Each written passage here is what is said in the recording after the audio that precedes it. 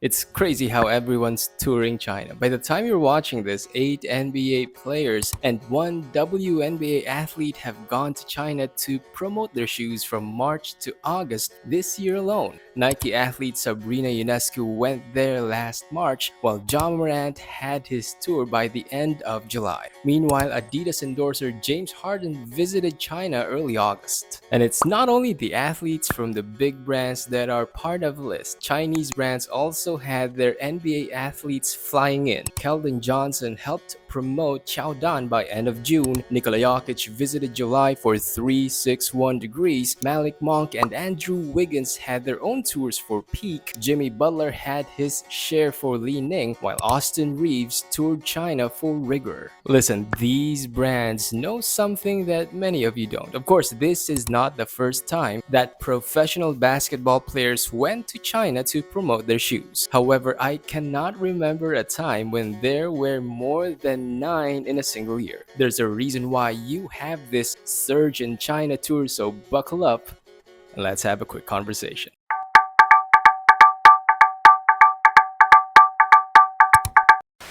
China is home to 1.4 billion people. That's a whole lot of human beings. For context, America only has around 340 million people, which is about a quarter of the Chinese population. But that's not the only reason, because if you think about it, India also has almost the same population as China, but these NBA athletes are not going there to promote their shoes because there's one other reason. Aside from the massive population, China also has a large number of basketball fans. There's actual data to back this up. S&P Global Market Intelligence Kagan Consumer Insights surveys for 2024 gives us the straight answer. About 52% of internet adults in China watch NBA games. Extrapolating the survey results, that's almost half a billion people. No other country with more than a billion people have the same NBA fandom. It's only China that has that, and it's a sizable market that no footwear brand with grand ambitions can simply ignore. Footwear brands, both Chinese and Western, want their hands in the cookie jar, and there's one more thing that actually entices them to have all these China tours as of late. It has a lot to do with disposable income.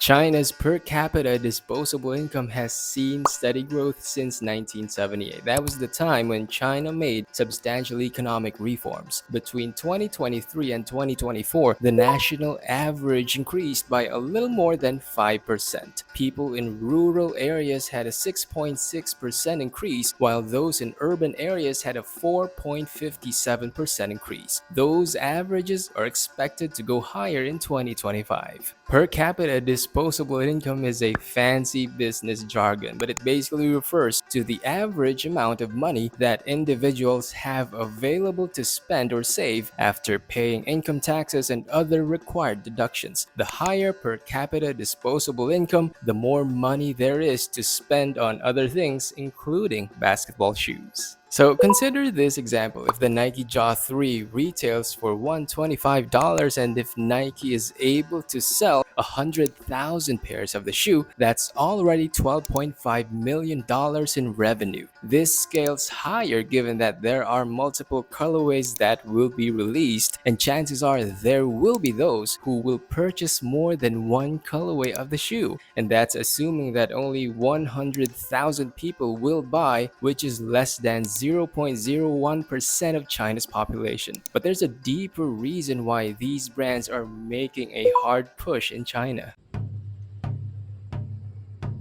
There is a trend in China that has been around over the past 3 to 5 years. It's called the Guo Trend. It literally means national wave. It's a growing taste for local high-end brands that reflect Chinese cultural traditions and rising national pride, and reports say that the Gen Z in China are rapidly adopting it. The impact of this trend is long-term. China's Gen Z is said to be redefining the country's consumer economy and will continue to do so in every single life stage that they go through. This explains why you have local Chinese brands such as Anta and Li Ning on a move to redefine their image as capable of delivering high-end basketball shoes as reflected in their prices. Not only that, because they are also integrating Chinese culture into their designs in many ways. It is going to be a challenge if you're not a Chinese brand. With this national wave continuing to grip the Chinese market, there is every reason for Nike and other Western brands to push harder. All the more if you consider what we mentioned earlier, which is that China has a massive NBA fan base with money to spend.